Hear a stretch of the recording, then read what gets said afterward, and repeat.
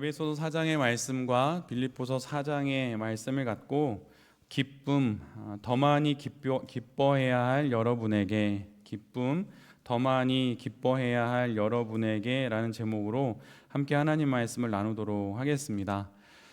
지금 우리 모두는 에베소서 속에서 하나님께서 사도 바울을 통해서 에베소라고 하는 지역에 세워진 개척교회인 에베소 교회를 향한, 그곳에 있는 성도들을 향한 말씀을 함께 나누고 있습니다. 특별히 어떻게 성도로서 살아가야 하는지 그 권면의 내용들을 우리 모두가 하나씩 나누고 있지요. 오늘은 그 내용 중에 기쁨에 관련된 이야기를 함께 나누려고 합니다. 오늘 설교는 이런 질문으로 함께 시작했으면 해요. 그 질문은 앞에 PPT 나오는 것처럼 다음과 같은 질문입니다.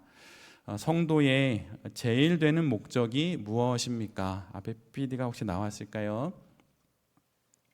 성도의 제일 되는 목적이 무엇입니까? 여러분은 이 질문에 혹시 어떻게 답하시겠습니까? 여러분의 제일 되는 목적이 무엇입니까? 예수님을 나의 구원자로 고백하여서 구원받은 성도가 된 여러분에게, 그리고 우리 모두에게 있어 지금 우리가 살아가는 이 인생의 목적이 무엇이냐는 그런 질문입니다.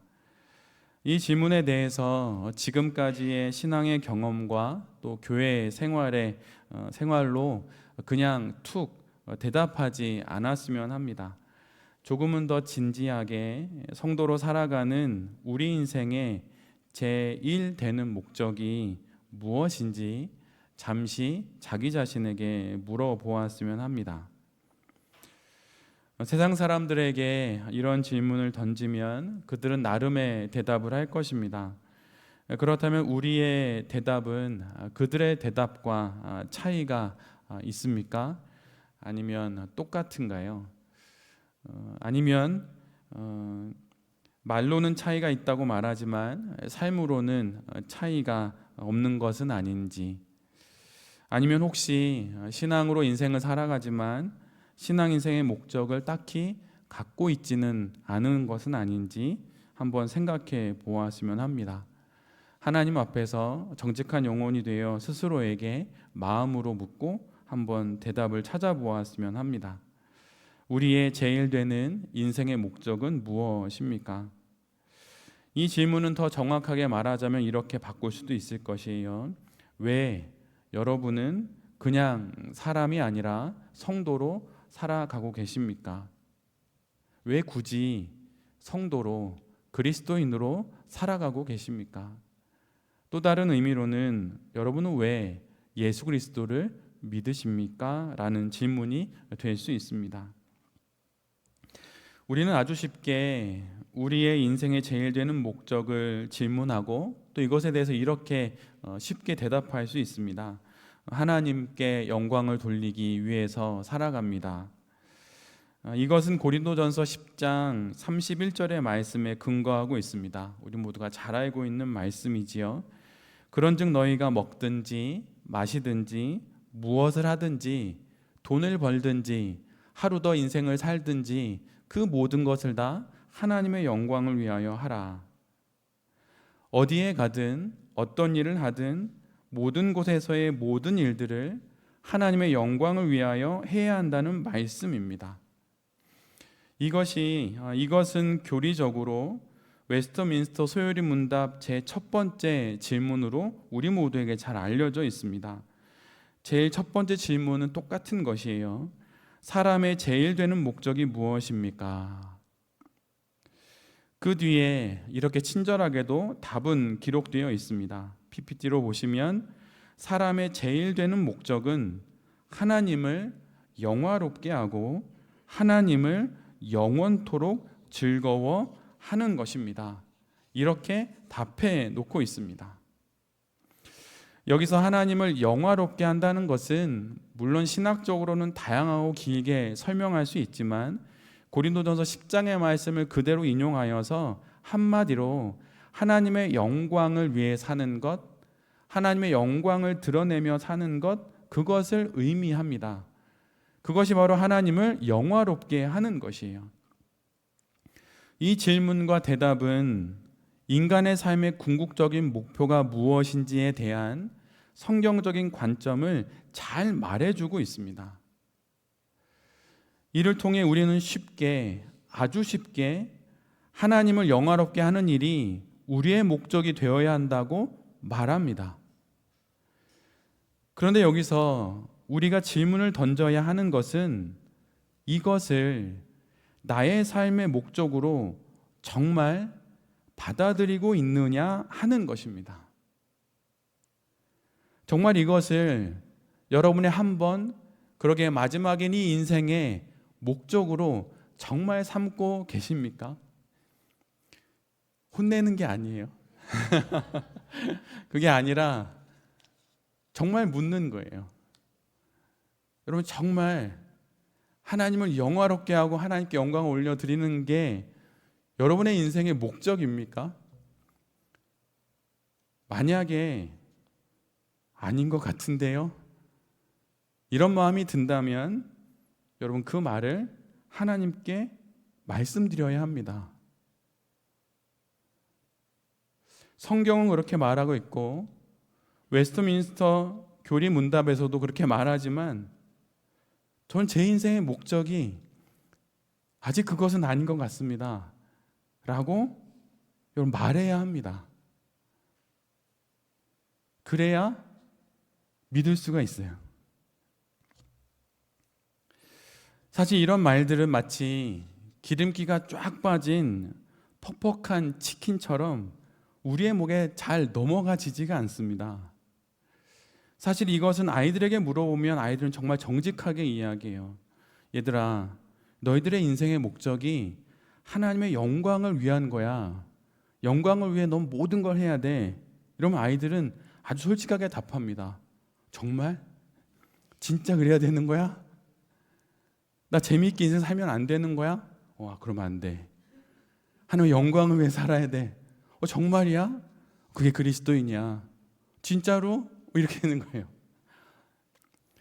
오히려 아이들이 정말 솔직하죠. 이런 말씀이 우리의 목에 잘 넘어가지 않는 이유가 무엇입니까? 하나님의 영광을 위한다라는 이 말이 의무와 책임을 가득 우리 모두에게 부과하는 것처럼 느껴지기 때문입니다. 그런데 사실 성경을 자세히 읽어보고 믿음의 선인들이 2000년 동안 써내려갔던, 아니 수천 년 동안 써내려갔던 그들의 글들을 읽어보면 이와 정확히 반대되는 이야기들을 아주 많이 적어놓은 것을 발견할 수 있습니다. 그 중에 한 문장이 다음과 같은 문장입니다. 순전한 기독교를 쓴 C.S. 루이스의 말이에요. 할 수 있는 한 최고의 행복을 누리는 것은 모든 그리스도인의 의무입니다. 할 수 있는 한 최고의 행복을 누리는 것은 모든 그리스도인의 의무입니다. 시우라, 혜주야, 동호, 민유라, 이게 하나님의 말씀이에요. 할 수 있는 최고의 행복을 누리는 것이 그리스도인의 의무입니다. 그리고 C.S. 루이스가 쓴 영광의 무게라고 하는 그런 제목의 책이 있는데 그 책에 보면 다음과 같은 글이 나옵니다. 제가 앞부분을 읽어드리고 PPT는 중간에 나오는데 제가 먼저 앞부분을 읽어드릴게요. 자신의 행복을 갈망하고 간절히 누리고 싶어하는 것은 나쁜 것이라는 생각이 현대인의 사고에 도사리고 있다면 그것은 칸트와 스토아 학파의 사상에서 스며든 것이지 기독교 신앙의 일부가 아니라는 점을 확실히 말씀드립니다. 그리고 C.S. 루이스는 이렇게 이야기합니다. 복음서가 당당하게 약속하는 상급, 그 엄청난 상급을 생각하면 우리 주님은 우리의 갈망이 너무 강하기는커녕 오히려 너무 약하다고 말씀하실 듯합니다. 우리는 하나님께서 무한한 기쁨을 준다고 해도 술과 섹스와 야망에만 집착하는 냉담한 피조물들입니다. 이는 마치 바닷가에서 휴일을 보내자고 말해도 그게 무슨 뜻인지 상상하지 못해 그저 빈민가 한 구석에서 진흙파이나 만들며 놀고 싶어하는 철없는 아이와 같습니다. 그리고 C.S. 루이스는 정확하게 이렇게 말합니다. 우리는 너무 쉽게 만족합니다. 세상에서 기쁨을 추구하려는 우리의 갈망이 너무 강한 것이 문제가 아니라 오히려 너무 약한 것이 문제라는 것입니다. 너무 작은 것에 만족하고 너무 쉽게 기뻐하는 것이 오히려 문제라는 것이에요. 더 큰 기쁨을 추구하지 않는 것, 그것이 신앙 인생의 가장 큰 문제라고 그는 이야기합니다. 이러한 사실을 통해서 우리가 기억해야 하는 첫 번째 내용은 우리의 기쁨이 곧 하나님의 영광이 된다는 것이에요. 하나님은 우리 모두가 하나님께 영광, 이 말과 우리의 기쁨이 같다는 것을 알기를 원하십니다. 의무로서의 하나님께 영광을 돌린다라고 하는 그 말과 우리가 그토록 누리고 싶어하는 우리의 그 원함인 소망인 우리의 기쁨이 결국 같은 것이라고 하는 것을 알아야 한다는 것이에요. 사실 이것은 결코 새로운 것이 아닙니다. 우리를 향한 하나님의 뜻은 이 신앙 인생의 의무로 읽혀지는 목적과 우리가 원하는 목적이 같은 것임을 알기를 원하시는 것입니다. 하나님 앞에서 불타는 복음의 열정으로 의료 선교사이자 개척 선교사로 아프리카로 부름받은 데이비드 리빙스턴 선교사가 있습니다. 그는 방적 공장에서 14시간 이상 일하면서도 하나님의 부르심에 따라 열심히 공부해서 의료 선교사가 됐고 백인의 무덤이라고 불려지는 아프리카에 가서 복음을 전했습니다. 그는 이 땅에서 누릴 모든 부귀영화를 뒤로 하고 하나님의 영광을 위해서 그의 모든 것을 던졌던 사람입니다. 그런데 그가 이런 말을 합니다. 앞에 나오는 것처럼 나는 아무것도 희생하지 않았다. 그는 단 한 번도 무엇인가를 희생함으로 하나님을 위해 일하고 살아가지 않았다는 것이에요. 나는 결코 희생한 적이 없다. 나는 손해본 적 없고 나는 결코 희생하지 않았다. 그는 이렇게 말합니다. 여러분, 이게 무슨 말입니까? 사명을 위해 모든 것을 헌신했는데, 말 그대로 몸을 들였는데 그는 아무것도 희생하지 않았다 말합니다. 이 말의 뜻이 무엇입니까? 그것은 그는 하나님께 영광이라고 하는 이 말과 자기의 기쁨이 같은 것임을 알았다는 것이에요. 이것이 참으로 깊은 신앙입니다. 기쁨이 신앙의 목적입니다 라고 말하면 모두들 불편해합니다. 무슨 말 같지도 않은 소리 하지 말라는 것이죠. 왜 그런 것입니까? 들어본 적이 없기 때문입니다. 저도 들어본 적이 없습니다. 강단에서 단 한 번도 기쁨이 여러분이 하고 있는 신앙 인생의 목적입니다 라는 말을 들어본 적이 없습니다. 신앙의 목적은 하나님의 명령에 대한 준수와 의무와 책임이라고 저는 배웠고 그렇게 생각하고 있었습니다. 그러나 여러분, 이것은 결코 성경적이지 않습니다. 이는 비유하자면 이런 것이에요. 결혼의 목적이 생육하고 번성하는 것이지 그 안에 기쁨은 없어야 합니다 라고 하는 말과 같은 것입니다.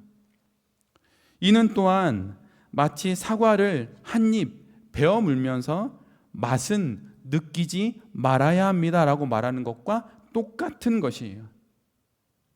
지금 우리 모두는 아가서를 함께 묵상하고 있습니다. 아가서는 성경 66권 중에 가장 깊은 신앙을 전해주고 있는 말씀이에요. 왜 아가서가 가장 깊은 신앙을 전해주고 있다고 말하는 것입니까?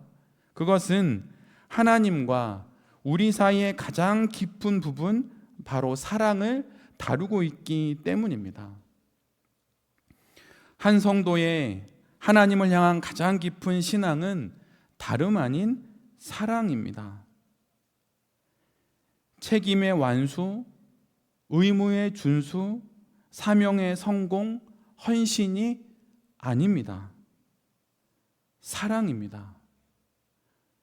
그럼 이 사랑 안에 가장 크게 차지하는 정서가 무엇입니까? 그것은 바로 기쁨입니다. 여기서 말하는 기쁨은 의무를 다한 이후에 우리에게 주어지는 신앙의 부산물이 아닙니다. 그런 것이 아니라 기쁨 자체가 바로 신앙의 동의어인 것이에요.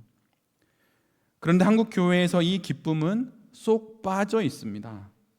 의무와 책임, 헌신과 봉사, 희생만 넘쳐나는 것이에요. 사실 제가 이런 인생을 살았던 성도 중에 한 명입니다. 대림동 지하에서 햇빛이 들어오지 않는 곳에서 1년 동안 북한 사역을 했고, 양철 지붕 아래에서 봄, 여름, 가을, 겨울 4계절을 4년 동안 보냈고, 그리스도인 청년으로 일하는 저의 모습을 보고 많은 분들이 저에게 이런 이야기를 했습니다. 선생님은 왜 구도자처럼 일을 하십니까? 이런 이야기를 들을 정도로 저는 그렇게 일을 했습니다. 사역을 했습니다. 사명을 감당했습니다. 그러나 성경과 믿음의 사람들은 우리의 이런 일반적인 생각과는 정반대의 말을 합니다. 앞에서 말했던 C.S. 루이스는 자신의 믿음 없는 친구에게 쓴 편지에서 이렇게 말합니다. 자네도 알다시피 할 수 있는 한 최고의 행복을 누리는 것은 모든 그리스도인의 의무라네. 여러분, 기쁨이 여러분의 의무입니다. 기쁨이 여러분의 사명이고, 기쁨이 여러분이 이 땅에 이루어야 할 소명인 것이에요. 우리 중 그 누구도 C.S. 루이스만큼의 신앙은 결코 되지 않을 것입니다. 그리고 리빙스턴 선교사의 믿음만큼도 되지 않을 것이에요. 그런데 그들 모두는 이렇게 말하고 있습니다. 기뻐하고 행복하는 것이 바로 성도의 의무라고 말이죠. 적당한 정도의 기쁨과 행복이 아니라 최고의 기쁨을 누리고 최고의 행복을 추구하는 것이 권고사항이 아니라 최고의 의무라고 직접 말하고 있습니다. 이 시대의 위대한 복음 전도자요, 우리와 지금 한 시대를 살고 있는 설교자인 존 파이퍼 목사도 동일하게 말합니다. 최고의 행복은 질적으로나 양적으로 정확히 우리가 추구해야 하는 의무입니다. 여러분은 지금보다 더 많이 행복하고 기뻐해야 하며, 여러분 지금보다 더 좋은 질로 기뻐하고 행복해야 하는 것입니다. 이 기쁨이 없이 여러분이 하는 모든 헌신은 가짜입니다. 이 기쁨에서 우러나온 헌신만이 진짜인 것이에요. 그러기에 기쁨을 먼저 알아야 합니다. 사랑하지도 않는데 꽃을 선물하고 사랑하지도 않는데 프로포즈를 한다면 그것이 진짜일 수 있겠습니까? 그것을 받는 이가 있을까요? 사람도 그러한데 하나님은 어떠하시겠습니까? 기쁘지도 않은데 하는 헌신, 기쁘지도 하지 않는데 감당하는 사명, 결코 그것이 하나님을 기뻐하게 하지 않습니다. 그것은 가짜인 것이에요. 겉으로는 진짜인 듯 보이나 가짜입니다. 오직 기쁨에서만 비롯된 헌신이 진짜인 것이에요. 여러분 한번 생각해 보십시오. 7살에서 8살 자녀들에게 너가 돈을 벌어와야만 그것이 부모인 나에게 영광이 된다고 말하고 있는 부모가 있다면, 여러분 그것은 제정신이 아닌 것입니다. 그런데 우리가 하나님을 이런 부모님으로 착각합니다. 부모가 자녀로부터 받을 수 있는 최고의 영광이 무엇입니까? 그것은 바로 사랑입니다. 세계적인 투자자인 워런 버핏이 이제 90세가 훨씬 넘은 그가 여러 인터뷰를 하게 되는데 사람들이 그에게 꼭 물어보는 질문 중에 하나는 이것입니다. 성공이 무엇이라고 생각합니까? 재산이 수조 원에 이르는 그 사람이 생각하는 성공, 그것이 무엇인지 너무 궁금한 것이에요. 그래서 그에게 물어봅니다. 성공이 무엇이라고 생각합니까? 그때 워런 버핏은 이렇게 대답을 했습니다. 성공이란 사랑을 받고 싶은 이들로부터 사랑을 받는 것입니다. 사랑을 받고 싶은 자녀에게 여전히 사랑을 받고 있는 그 인생, 그것이 성공이고, 사랑을 받고 싶은 부모에게 사랑을 받고 있고, 사랑을 받고 싶은 그 배우자에게 여전히 사랑을 받고 있는 것, 그것이 바로 인생의 성공이라고 그는 말하고 있습니다. 하나님이 우리를 구원하신 이유가 무엇입니까?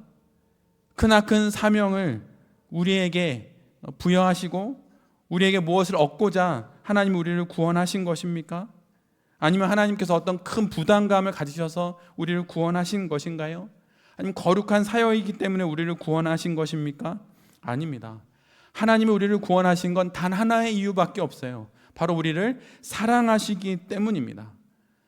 하나님이 세상을 이처럼 사랑하사 예수 그리스도를 이 땅에 보내셔서 우리를 구원하신 것입니다. 우리를 사랑하시는 하나님께서 그렇다면 우리에게 받기를 원하시는 최고의 영광이 무엇이겠습니까? 바로 사랑입니다. 그리고 그 사랑 안에 담긴 것이 바로 기쁨인 것이죠. 우리가 하는 모든 신앙적 행위의 근원은 그러기에 바로 기쁨에 있습니다. 마지못해 하는 것, 여러분 그거 멈춰야 하는 것이에요. 우리는 결코 사명으로 사역으로 이 땅에 부름받지 않았습니다. 오직 하나님을 사랑하는 것으로 우리는 부름받았고 우리는 구원받은 것이에요. 이 땅에 오신 예수 그리스도의 삶을 이끌었던 그분의 궁극적인 그의 영혼의 정서가 무엇입니까? 히브리서 12장 2절의 말씀을 제가 읽어드릴 테니 잘 한번 귀담아 들어보십시오. 믿음의 창시자요 믿음의 완성자이신 예수님을 우리 모두 바라봅시다.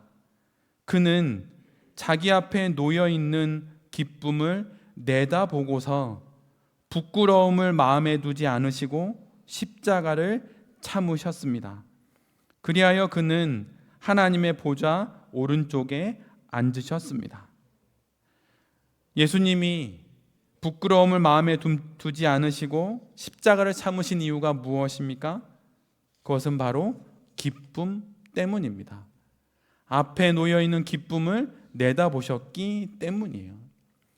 예수님이 십자가를 지신 그 힘의 근원은 기쁨입니다.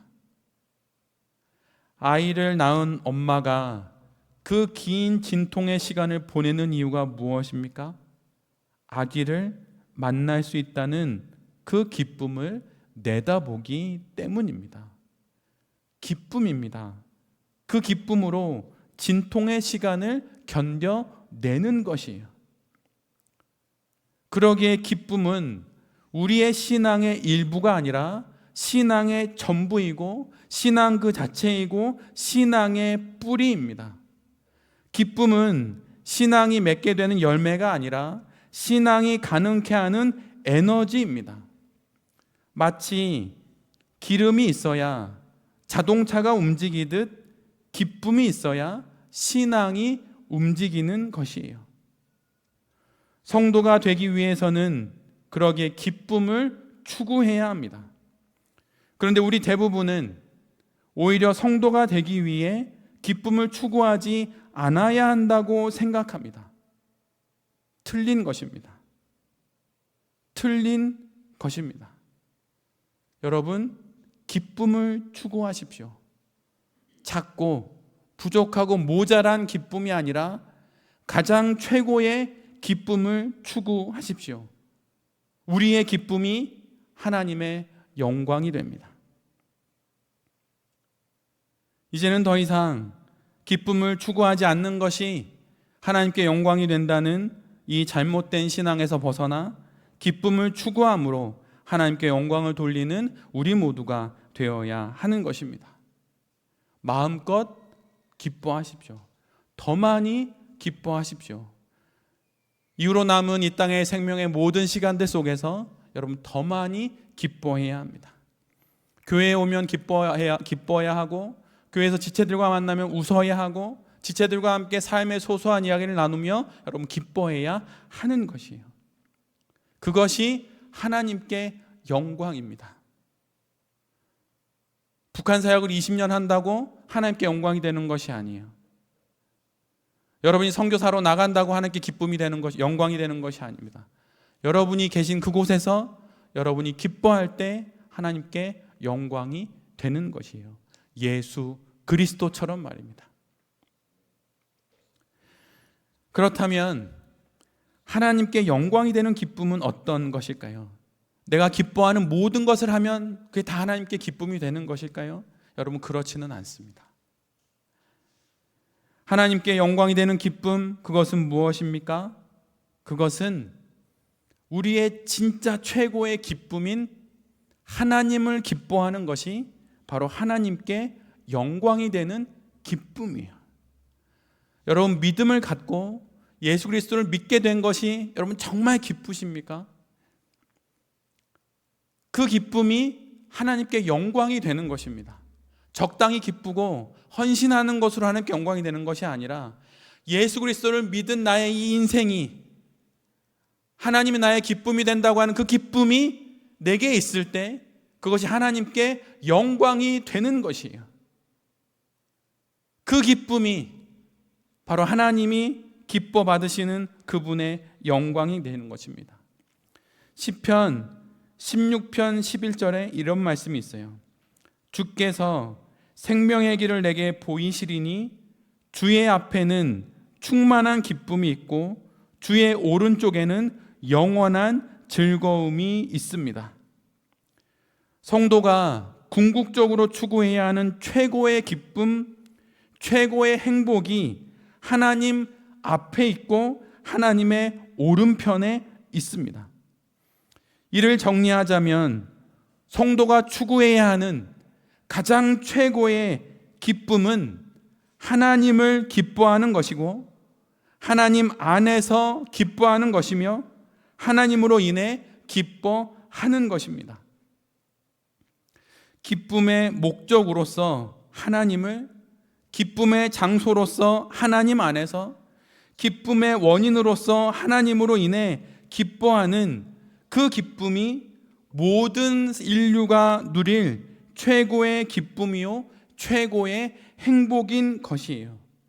이 기쁨이 바로 나의 최고의 기쁨이 될 때 이것이 하나님께 최고의 영광이 되는 것입니다. 우리는 무엇을 통해 하나님께 영광을 돌릴 수 있는 것입니까? 대부분 이 질문에 헌신과 봉사를 떠올립니다. 그러나 성경은 그것이 아니라고 우리에게 명확하게 말하고 있습니다. 헌신과 봉사, 그것으로 하나님께 영광을 돌리는 것이 아닙니다. 결코 아닙니다. 성경이 말하는 우리가 하나님께 돌릴 최고의 영광은 하나님 안에서 기뻐하는 것이에요. 즉 하나님이 받으시는 최고의 영광은 우리가 하나님 안에서 최고로 기뻐하는 것입니다.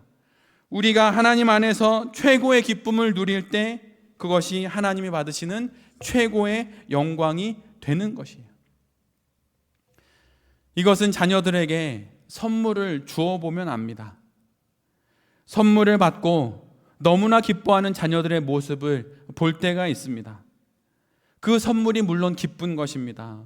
그러나 더 깊게 들어가 보면 그 선물을 준 부모를 기뻐하는 것이에요.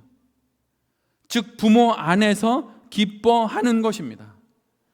저는 아이들을 키우며 이런 것을 참으로 자주 느꼈습니다. 지금도 아이들이 기뻐하는 모습과 그때 즐거워했던 그 목소리가 생생하게 저의 귓전에 메아리치고 있습니다. 이것처럼 우리의 희생이 하나님의 영광이 되는 것이 결코 아닙니다. 그것이 아니라 우리의 하나님에 대한 기쁨이, 하나님을 향한 우리의 기쁨이 하나님의 영광이 되는 것이에요.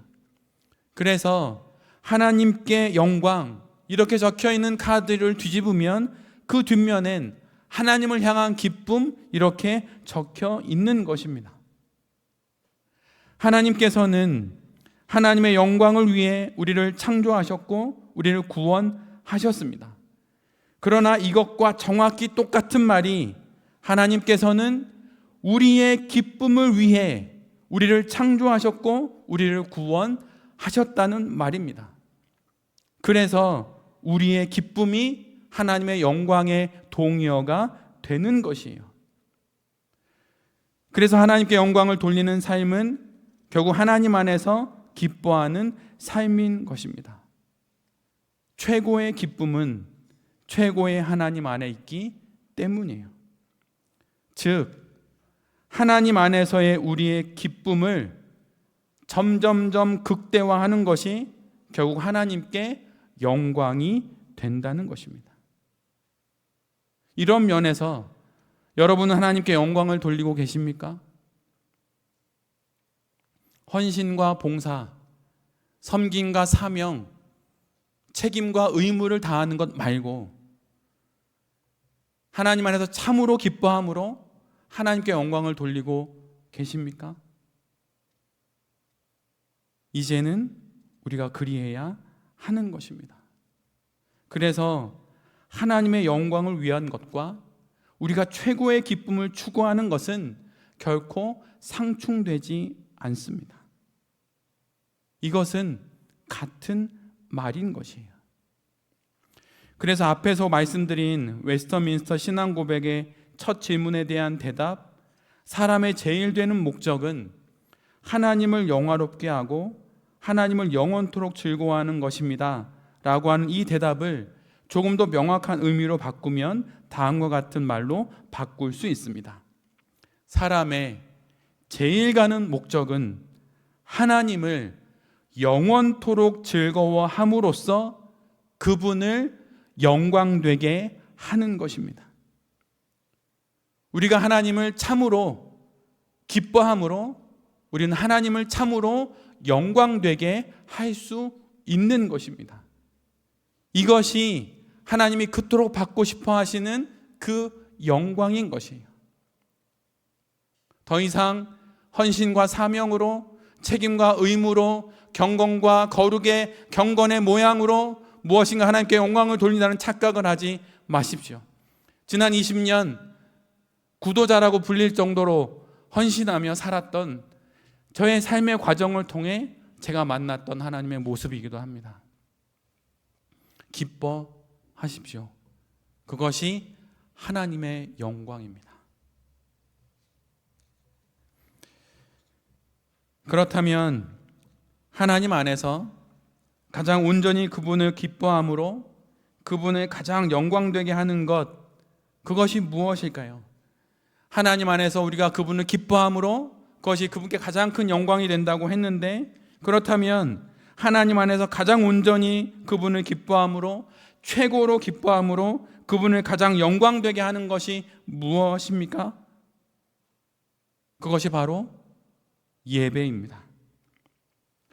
물론 예배를 어떻게 정의하느냐에 따라서 그 형식은 다양해질 수 있지만, 예배가 하나님을 가장 영광되게 하는 가장 일반적인 신앙적인 방편이고 성도의 가장 큰 기쁨이라는 사실은 변하지 않습니다. 즉, 예배가 성도의 가장 큰 기쁨의 통로가 될 때, 예배 행위가 아니라 예배를 통해서 하나님을 만나게 된다는 그 기쁨이 그의 가장 큰 기쁨이 되고, 그 기쁨의 통로가 예배가 될 때 하나님은 그곳에서 영광을 받으십니다. 우리의 기쁨이 제거되어지고 의무와 형식으로 가득할 때 하나님이 영광을 받으시는 것이 아니라, 우리의 하나님을 향한 기쁨이 충만할 때 하나님은 우리의 예배를 통해 영광을 받으시는 것입니다.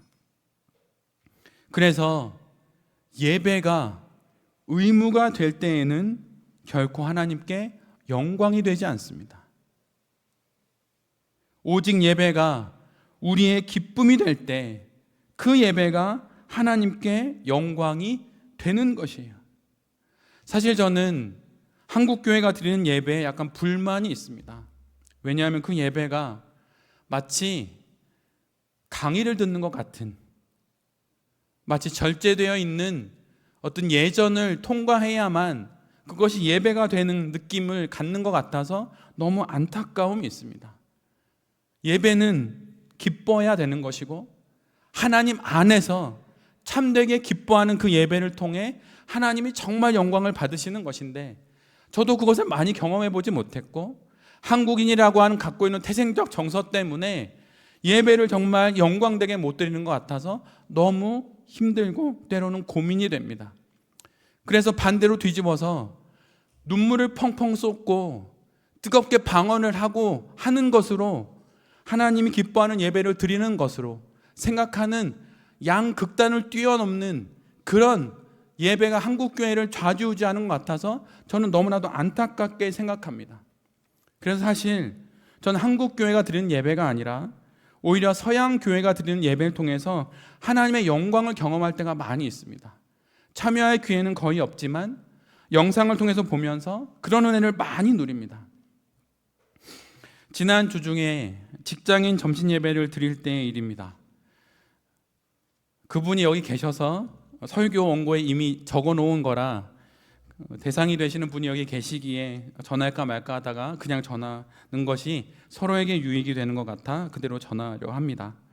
미국에서 오신 어느 목사님이 계셨습니다. 앞에서 평상시 찬양을 하면 어느 누구도 손을 들거나 자리에서 일어나지 않습니다. 15분 찬양하는 동안 앞에서 찬양 인도자는 열심히 찬양을 인도하지만 앉아 계신 모든 성도님들은 한국교회 성도님들답게 가만히 계십니다. 입을 열어 찬양을 하죠. 그런데 앞에서 찬양을 하는데 갑자기 자리에서 일어나시더니 그 목사님께서 두 손을 들고 힘차게 찬양을 하셨습니다. 그분의 나이는 74살이십니다. 예배 안에서 참으로 하나님으로 인해 기뻐하시는 모습에 참으로 감동이 되었습니다. 예배 후에 그분이 하고 계신 사역에 대해서 이런저런 이야기를 나눴고 미국과 한국, 동남아시아를 넘나들며 열정적으로 남성 사역을 하시는 목사님의 이야기를 들으면서 매우 은혜가 되었고 매우 흥미로웠습니다. 주중의 찬양은 건반과 기타 하나를 들고 4층에 계신 대표님들 중에 한두 분이 섬겨주십니다. 때로는 기타 반주 하나만으로 찬양을 할 때도 있습니다. 그런데 그 안에서 참으로 기쁘게 하나님을 찬양하시는 그분의 모습이 하나님께 영광이 된다는 생각이 들어서 참으로 은혜가 되었고 또 저에겐 개인적으로 도전이 되었던 그런 모습입니다. 예배 중에 하나님 앞에서 우리가 기쁨과 만족을 누리는 것이 하나님께 가장 큰 영광이 되는 것입니다. 무엇인가 절제되고 제어되어서 형식과 절차를 따라 예배의 순서를 지나가는 것을 통해 하나님께 영광이 되지 않습니다. 반대로 모든 순서를 무시하고 성령의 인도라고 하는 그 말로 모든 것을 덮어놓고 그냥 하는 것도 하나님께 영광이 되지 않습니다. 그것이 아니라 예배 안에서 하나님으로 인해 참으로 기뻐하는 그 마음으로 기쁨과 만족을 누리면서 하나님께 예배를 드릴 때 그것이 하나님께 가장 큰 영광이 되는 것입니다. 그래서 기쁨을 얻을 마음 없이 예배를 드리기만 하려는 마음으로 오는 것이 가장 큰 예배의 실패의 원인이 되는 것이에요. 사실 먼저 했던 교회에서 저는 설교할 때 참 많이 울었습니다. 그래서 선지자 중에 눈물의 선지자인 예레미야를 빗대어서 저한테 안 예레미야라고 우스갯소리로 많이 하셨어요. 그 정도로 예배 가운데 눈물이 울컥할 때가 사실은 많이 있었습니다. 그런데 때가 되면 사람이 성숙해야 하듯이 저도 목회자로 지내오면서 특별히 돌베개 교회에 오면서 우는 것이 아니라 이제는 울지 말고 웃으면서 슬퍼하지 말고 기뻐하면서 예배하는 것이 더 깊은 예배라고 하는 것을 조금씩 알아가게 됩니다. 이것이 바로 우리가 예배를 대하는 참된 성도의 모습이고 이걸 통하여서 하나님이 영광을 받으시는 것입니다. 여러분, 그러니 예배 가운데 참으로 기뻐하십시오. 그리고 예배 가운데 기쁨과 만족을 누리기를 간절히 소원하십시오. 그리고 주일날 교회에 오십시오. 그것을 통해서 우리는 최고의 기쁨을 하나님 안에서 누리게 될 것이고 그것을 통하여서 하나님은 최고의 영광을 받으시게 될 것입니다. 울지 말고, 벌써 제가 눈물을 흘렸는데 울지 말고 여러분 웃으십시오. 저도 더더욱 애쓰겠습니다. 그리고 슬퍼 말고 기뻐하십시오. 더 많이 기뻐해야 할 의무와 신앙적인 책임이 우리 모두에게 있습니다. 그것을 통해 하나님께 최고의 영광을 드리게 될 것입니다. 그러한 삶을 살아가는 우리 모두가 될 수 있기를 간절히 기도드립니다. 아멘.